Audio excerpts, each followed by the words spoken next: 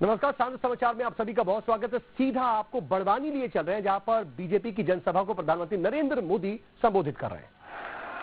तो मोदी अकेला नहीं होता है, 140 करोड़ देश मेरे साथ खड़े होते हैं।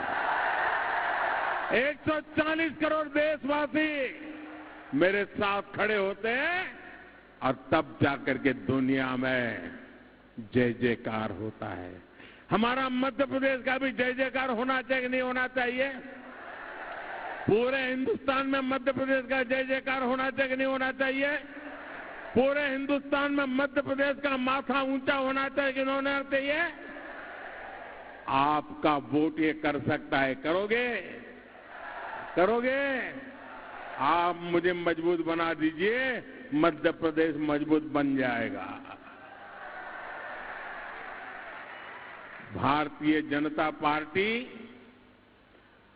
भारत को विकसित बनाने के संकल्प के साथ निकली है और विकसित भारत का ये संकल्प एमपी के विकसित भविष्य से ही जुड़ा है। इसलिए आज पूरा मध्य प्रदेश एक स्वर में कह रहा है, गांव गांव से एक ही स्वर है। फिर एक बार, फिर एक बार, फिर एक बार भाजपा सरकार, फिर एक बार, फिर एक बार। मेरे परिवारजनों, आजकल एमपी में एक और नारा गूंज रहा है और ये नारा लोगों से, दिलों से निकला है, दशकों से अनुभव से निकला है, आंखों से जो देखा है उससे ये नारा निकला है। और क्या नारा चल रहा है? सुन लीजिए, ये नारा ये चल रहा है, कांग्रेस आई तबाही लाई। कांग्रेस आई, कांग्रेस आई, कांग्रेस आई। और मध्य प्रदेश ने तो इसको भुगता है।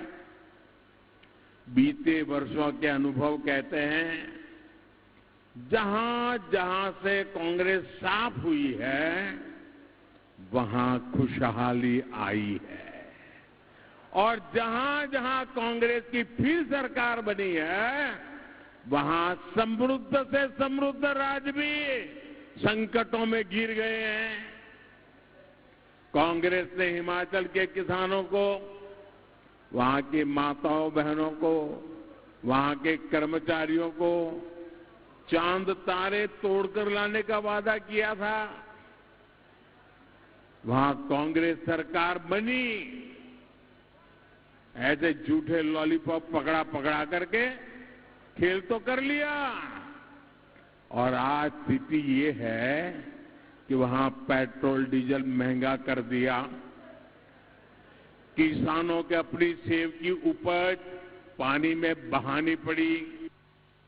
और लगा लो, सबसे आगे होंगे हिंदुस्तानी।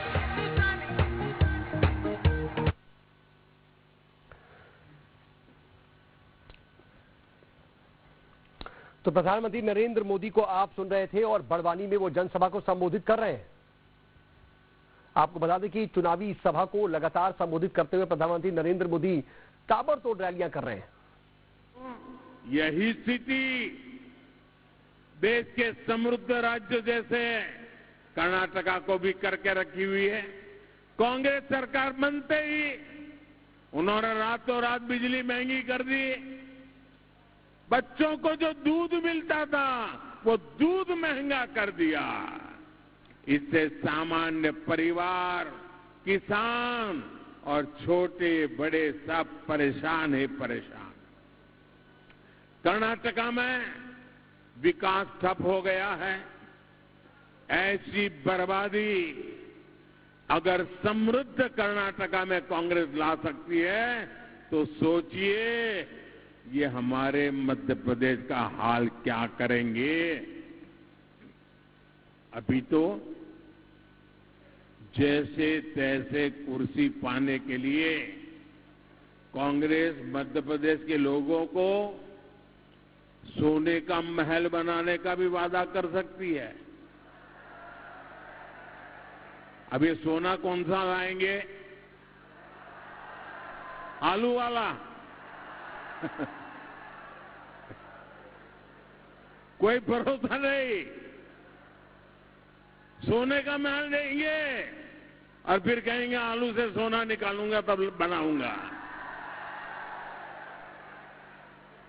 लेकिन सत्ता मिलते ही कांग्रेस आपको भूलकर लूट का कारोबार शुरू कर देगी।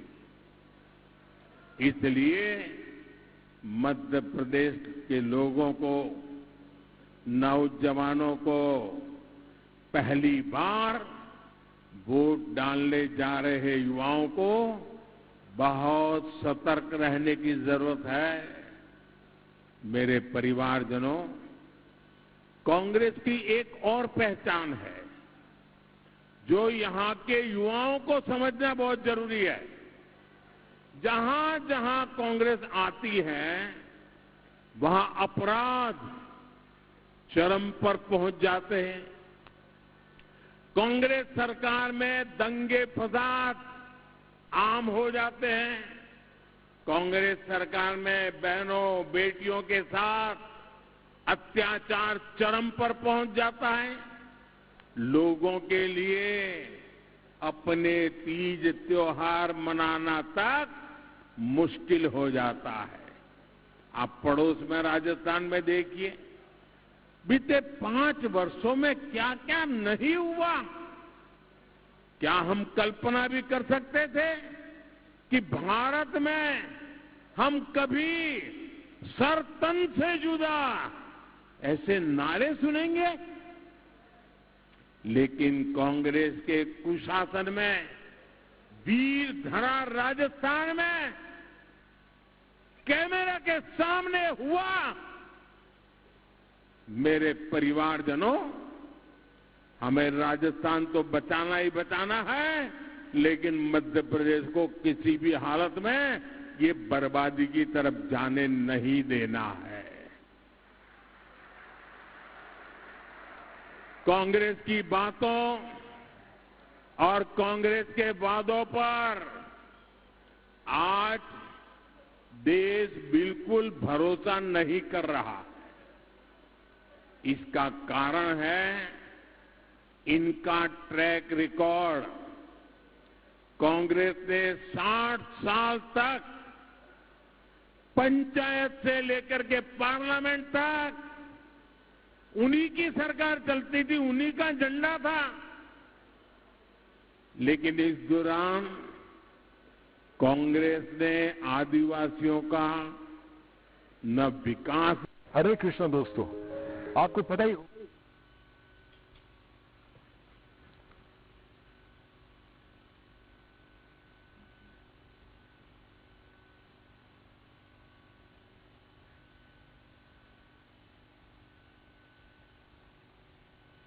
अब दो, क्या मोदी आया उसके बाद आदिवासी समाज पैदा हुआ है क्या? क्या आदिवासी समाज देश आजाद हुआ तब था कि नहीं था? जरा सब मिलकर जवाब दीजिए। आदिवासी समाज जब देश आजाद हुआ तब था कि नहीं था? आदिवासी समाज जब भगवान रामचंद्र से तब था कि नहीं था? लेकिन कांग्रेस वालों को पता ही नहीं था।